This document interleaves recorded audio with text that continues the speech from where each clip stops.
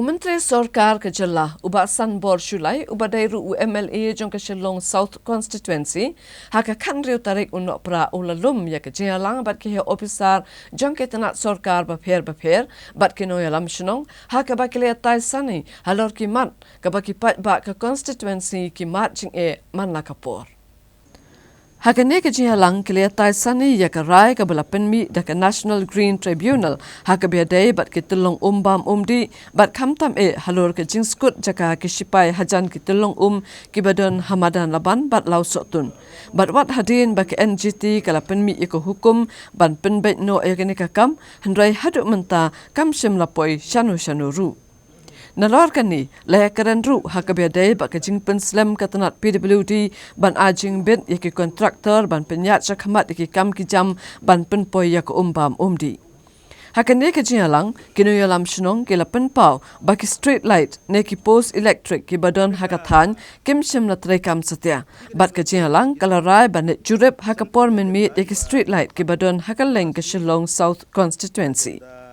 Ke Jingialang kala shim ru yakarai ban ujor da ke public interest litigation persya ya ke MEPDCL halor ke jingbam yo ya ke Jingialang ba ke street light wat haba ki Paidbah ke siu tista ya ke khajna hendrai ke ni katanat Sarkar kam shim la lapat ban ai ke Jingiakri ya Paidbah.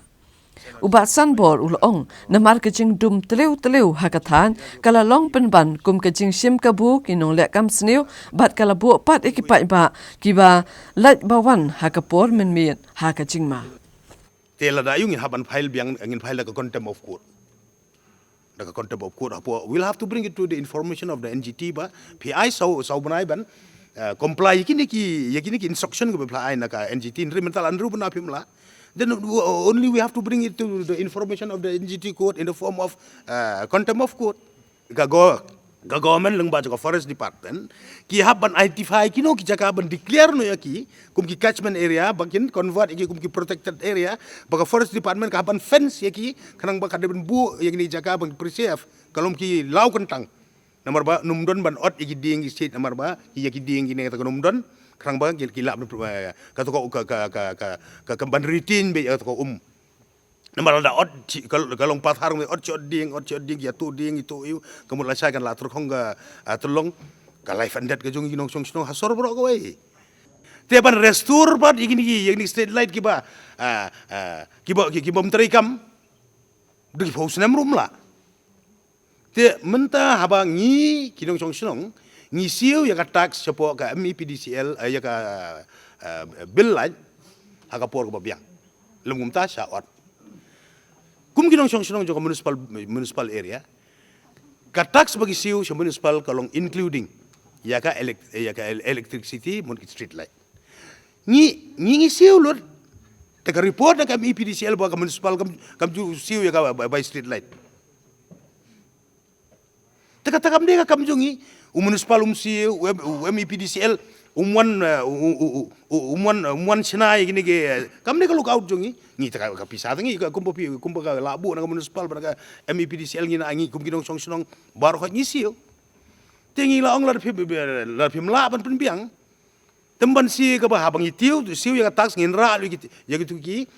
reset ki siu ya ka bilat barkabar kat resit ke bangisiu ya ka by street light cepo municipal tikilarai mentan hangne nangaliang juga greater laban community development society kin kilaon cakhamat ba kin lum long bagi ramba asnong ini resit ba rokan